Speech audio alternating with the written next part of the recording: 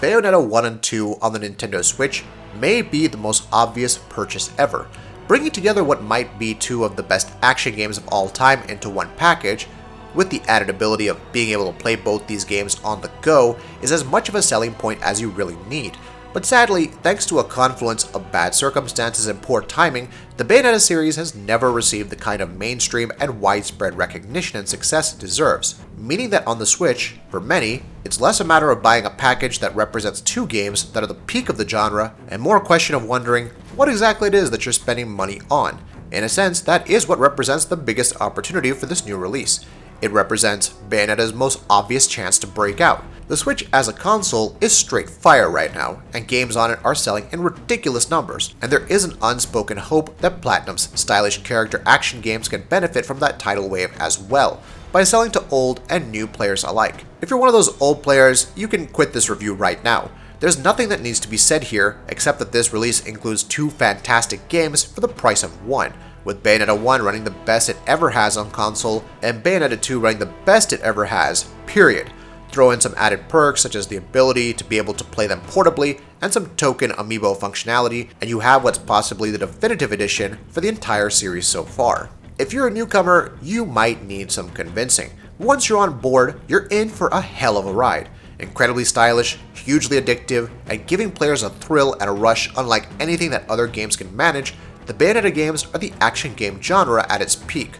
The first game, which released almost a decade ago back on the Xbox 360 and PS3, is by none other than Hideki Kamiya, the progenitor of the genre in its modern form with the original Devil May Cry. Bayonetta 1 includes all the wonderful flair and sense of style that Kamiya, and indeed Platinum themselves, have come to be known for, as well as some tight action that rewards advanced players, while also remaining accessible to more casual ones who just want to play the game. The original Bayonetta was a revelation in its time, but it's actually a weaker link in this package. As mentioned, it released almost 10 years ago, and its age shows in a lot of ways. Its camera is decidedly not the best, and often suffers an inability to keep up with the action, and the game is littered with, admittedly, infrequent, quick-time events that result in an instant death should you fail them as a player, though, thankfully, it is liberal enough with checkpoints that never results in a loss of too much progress. It's also a bit too long for its own good, and the adventure begins to lose some steam in the third act. Again, with all that said,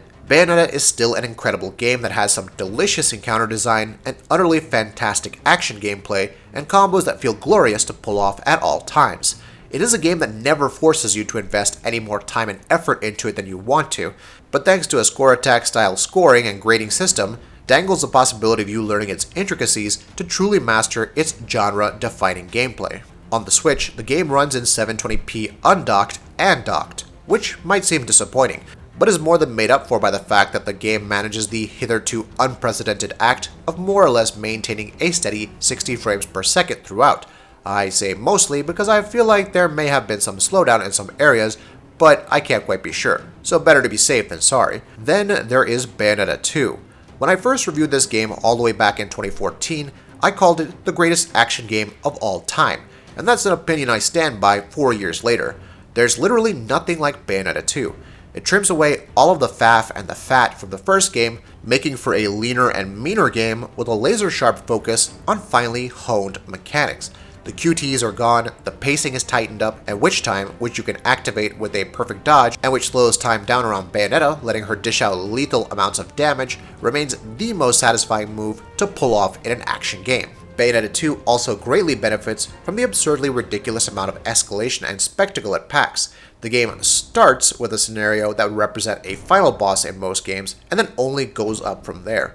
It's so frenetic and breathless, it can often feel like a boss rush, throwing you into one outlandish and devilishly crafted combat encounter after another. Bayonetta 2 also is the best it's ever been on the Switch. 720p again across both docked and undocked modes, but the game's frame rate holds steady at 60 frames per second.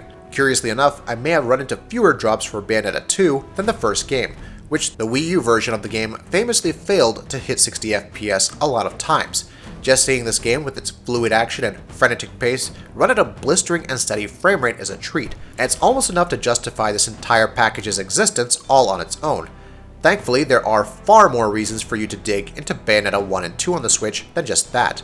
The ability to play the greatest action games of all time on the go is, in and of itself, more than enough, but the best console versions of both games only sweetens the pot even more. Throw on top of that the fact that for many, this will be their first ever time with Bayonetta, or that for fans, this is an excellent primer ahead of the upcoming Nintendo Switch exclusive release for Bayonetta 3. And Bayonetta 1 and 2 becomes, as mentioned already, the most obvious and effortless recommendation for a purchase as there ever was. That'll be it for this video. If you like what we're doing, please go ahead and subscribe, and we'll see you next time.